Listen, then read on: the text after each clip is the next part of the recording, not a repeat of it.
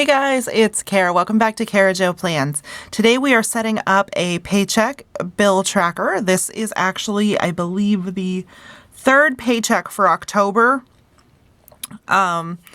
So for at least my Friday pays. Tuesday, I think this is only the second one. However, so we're going to set up this paycheck, and I am going to do sinking funds on this one for November, just because I was doing like every other pay. So let's get rolling and ready to set this baby up. All right, so I always start at the top with my starting balances and move forward from there. So for my starting balance this time, I did have my refund check for my closing on my refinance, which is finally done. So I got that back. However, there was a problem with it.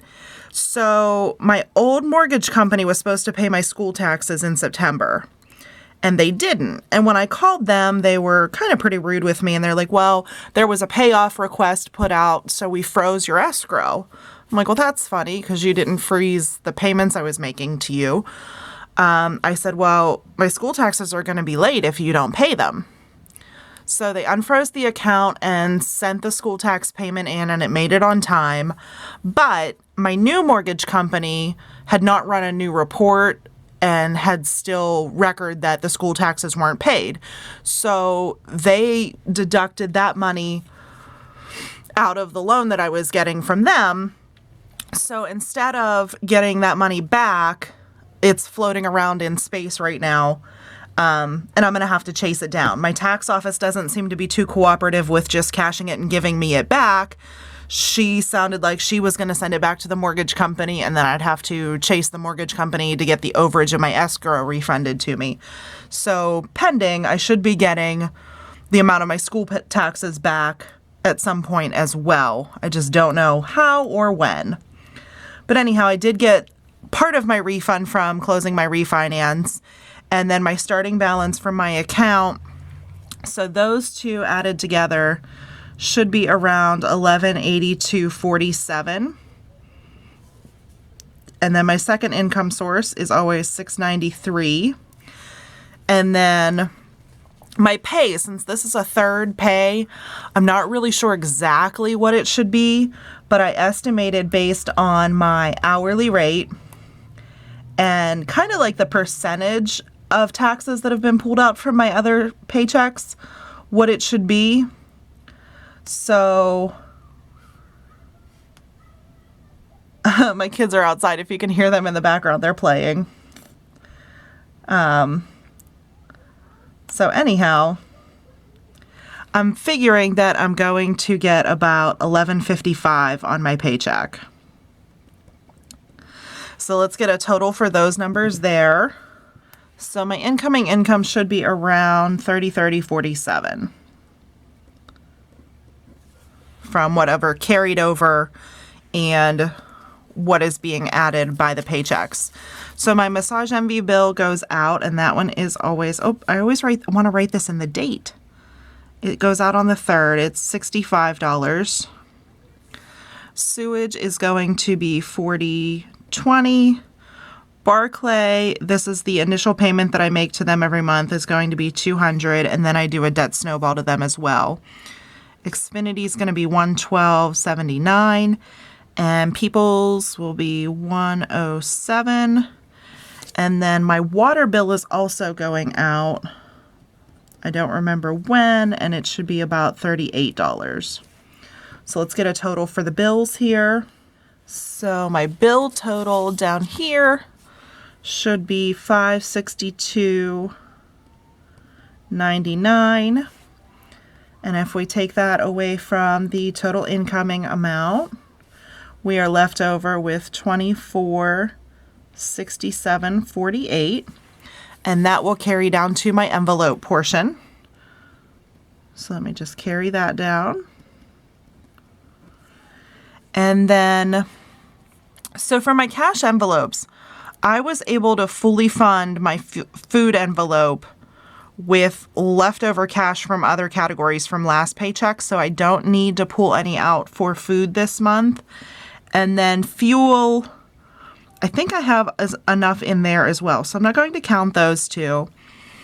And then fun money, we went over. So last night we went to a monster truck event for the kids, and it was run by a circus. It wasn't like the official Monster Jam with Gravedigger and everything. It was more of like a sideshow kind of thing. But if you've ever been to the circus recently, you know these circuses are expensive and everything is a ridiculous amount to do something stupid. So I ended up spending over $100 at that. So I'm just not going to add any more to my fun money for this pay period. And then household, I'm probably over for the month anyhow, but I'm going to put 50 in there just in case because it seems like I always have to spend. And then I will put 45 in my beauty envelope. And then 20 in for allowance. And then planner, I was going to do $50, but I don't think I have like a big sticker order coming up. Honestly, I don't even know what I'm doing with paper planners right now. But I think I have enough sticker kits to get me through December, and then I can decide what I want to do. The only other thing that I might need are like some of my script stickers and stuff that I get from Life in Envelopes, my friend Jennifer over there. And if you've never shopped from Life in Envelopes, I use a lot of her stickers. You can save 15% if you use my code. It's CaraJo15. Just a little shout out there. So I don't know if I really need anything. So I think I'm just going to put $25 in there just in case something comes up or I need some script stickers replenished or whatever. So for my cash envelopes, this pay period, I am only pulling out, let's see, 50 plus 45 plus 20 plus 25, $140, which is a lot lower than I usually do because I was able to go under on some of these other categories, and I got some cash money gifts for my birthday, so I just left those in there and put them in my cash envelopes. How exciting, right? I got a gift for my birthday, and I used it for my food cash envelope. Anyhow, that's the life of an adult. So if I take that 140 away, I should be left over with 23, 27, 48. And then I'm going to carry that up to my top where I do my sinking funds. So 23, 27, 48. And then for my sinking funds, I have beauty, I do 34. Birthdays for next year, I do 35 a month. For the boys' clothes, I do 25 a month. For car insurance, I do $70. Car maintenance, I do $40. Car registration, I do $5. My clothes, I do $25. Christmas next year, I do $122. Easter is fully funded, so I don't need to contribute anything to that. Halloween for next year, fully funded, don't need to contribute anything there. And then my sinking funds carry down like the whole page. So for my health fund, I'm going to contribute $10. Home maintenance, we're going to be doing $30. Pictures, I do $10. Scout camp and dues, I'm going to put $25 in that one. And then moving on down a little bit further, I still have some more. Trash, I do $12 a month. Vacation, we're going to do $229.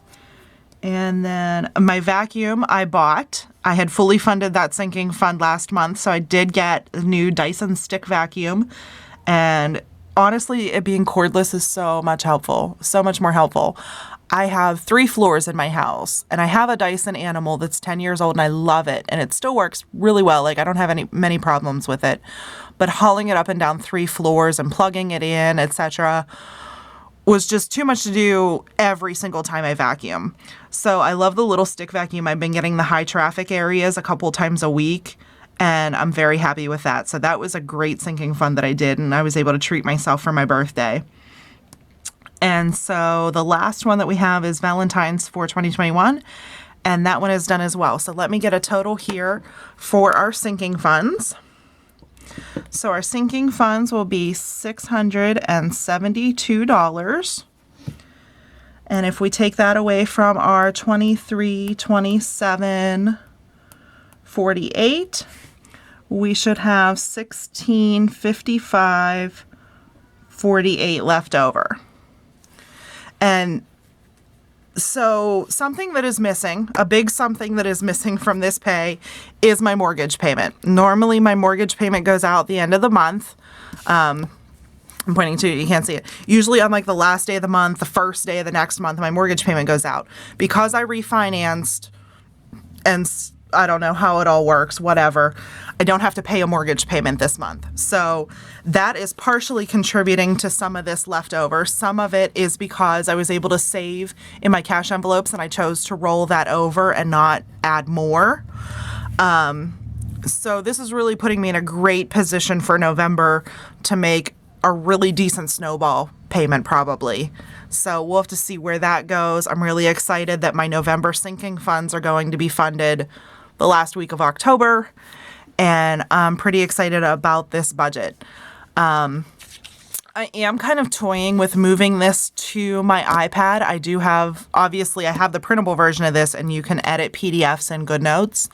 So I might be moving this over because the loose paper's fine, punching holes is fine, but having everything digitally where you can just like click through and you don't have to carry extra paper and it's still totally editable is really attractive to me right now.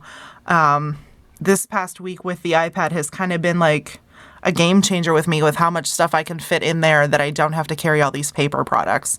Now, I still might keep some paper products like at home I know my content planner will be a paper planner. I might still keep a paper life planner too. But I think all of my budgeting stuff is going to be moving to the digital planner for 2021, definitely, if not sooner. So thank you guys for watching this one. And if you have any questions, leave them below. Comments, love them. I love you guys. You guys have been so supportive of this channel, and I just really appreciate you coming along on this ride with me and cheering me on paying off my debt. So thank you, thank you, thank you. Subscribe, like that so it gets suggested to other people, and I will see you guys in the next video. Have a great day.